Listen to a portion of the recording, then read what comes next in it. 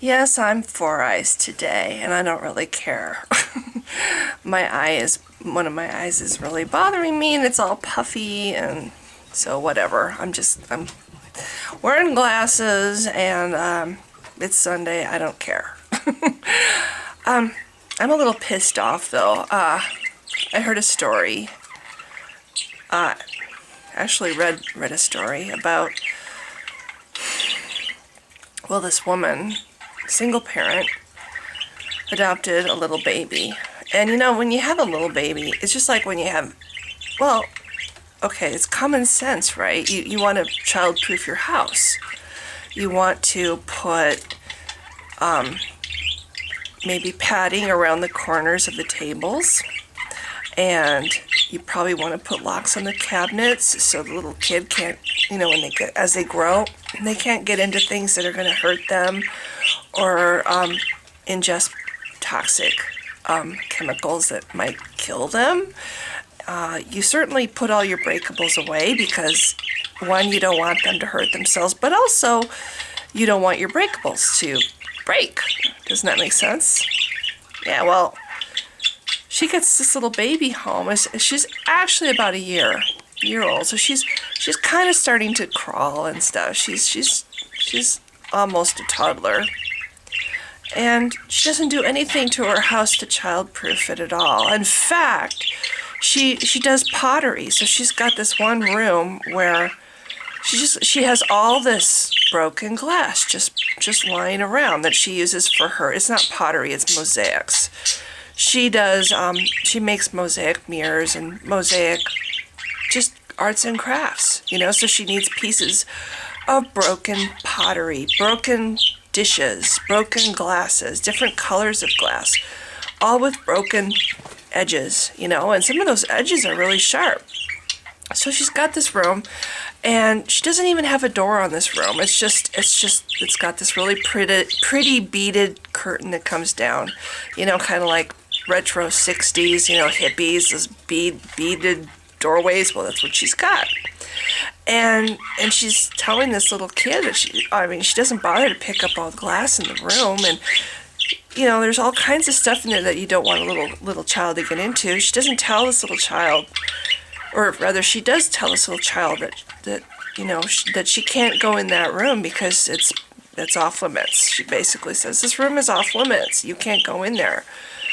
But she doesn't bother to take away all the hazards that are in that room. She just leaves it, the way it is. And so inevitably, like a week after she brings this little child home, and she's not really paying much attention.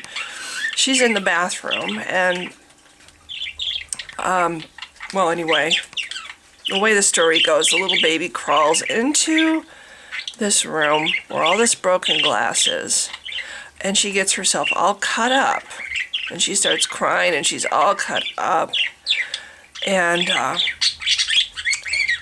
the woman comes in, and she sees this, and you would think, oh, at that point, she's like, oh God, was I ever stupid? Pick up the baby. Feel really, really like shit because, you left this room like this and now your baby's all hurt because of it. That's what you would think a normal parent would do, right? Well, this lady instead reprimands the little baby. She spanks the baby and tells it that it's no good, tells it that she doesn't love it, she's not going to want it anymore. Basically, she takes the little baby outside and leaves it in the front yard and says that little baby is on its own. It can just go away. She doesn't want it. She rejects it. Well, the authorities find out, of course, and what do you suppose happens to this woman who would do that? Luckily, the neighbor next door saw this poor little baby. He's all cut up and bleeding from the glass, sitting in the front lawn, and came over and picked up the baby and took care of it. But this woman had no business having a child. She didn't even bother to do the basic common sense things that a parent would do. And then on top of it, she brings a little child. She punishes the little child who doesn't know any better for going into this room, the pretty beaded door. It's just calling the curiosity of a little child who likes to feel and touch and explore new things, you know. And then she punishes a child for succumbing to the temptation and hurting itself. I mean, there's this hazard, this great big huge hazard. There's nothing to stop the little baby except her telling it not to. And then the little baby, who doesn't know any better, goes in, gets herself all cut up, and then the woman doesn't even feel bad for what she did. She just punishes this poor little baby for not knowing any better. Well, luckily this woman isn't a parent anymore because the little baby's been taken away. Now, what if I said that this woman is God? The woman in the story is God. And the little baby in the story is Adam and Eve, because when Adam and Eve were put in the garden, you know, God made them. They were freshly made. They were full-grown adults, but they essentially were newborns.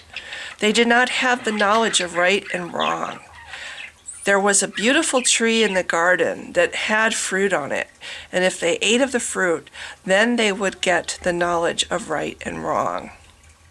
But before they eat of the fruit, they are ignorant. They don't know any better. They're like the little baby who doesn't know that glass will cut them.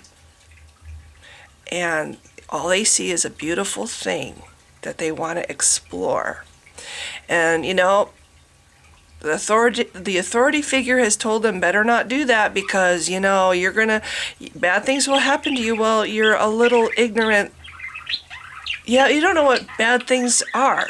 You're ignorant. You don't know what right is. You don't know what wrong is. You don't know what pain is. You don't know what death is. You don't know anything because you have not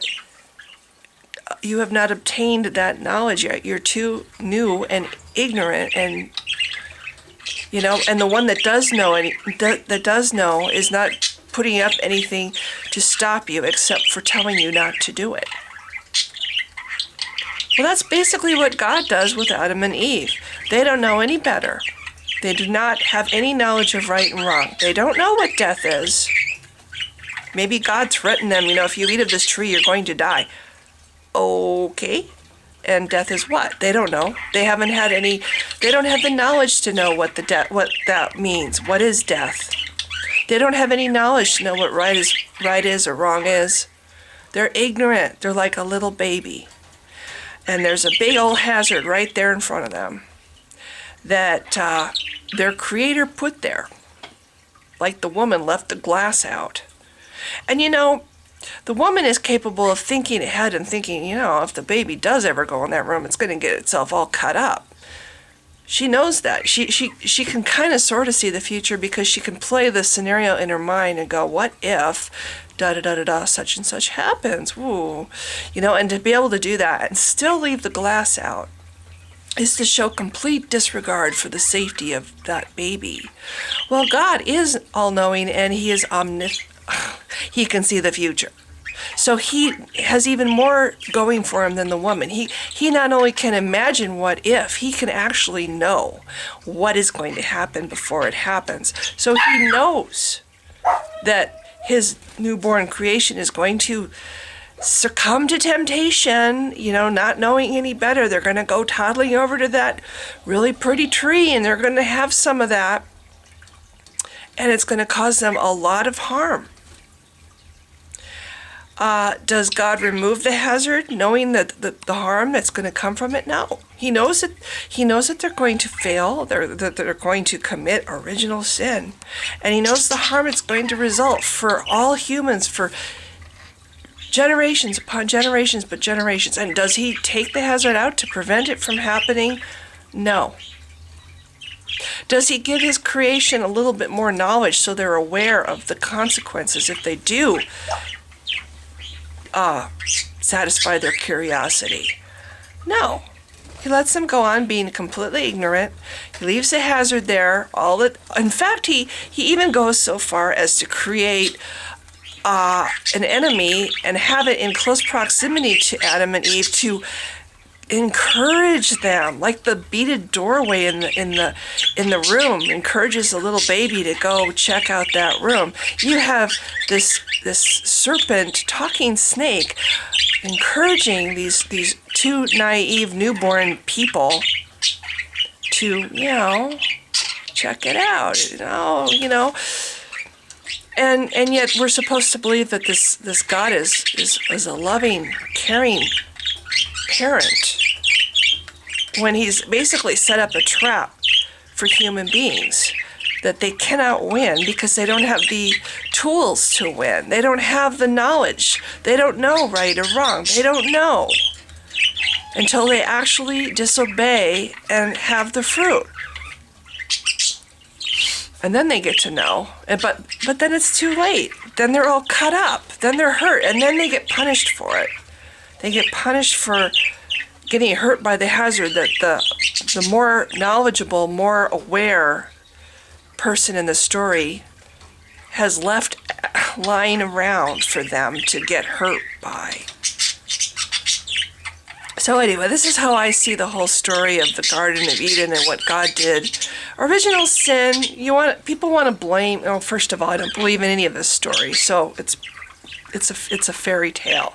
But let's look at it seriously. We want to blame the woman for being tempted, or we want to blame the snake for being in the garden and tempting her. What about the guy who knew better? What about the guy who could see the future and knew exactly what was going to happen and did nothing at all to prevent it because he actually wanted humans to have this failure? He wanted humans he wanted original sin to happen.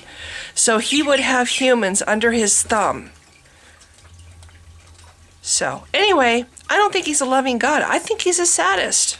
I think the woman in the story, now this woman doesn't actually exist. I made her up.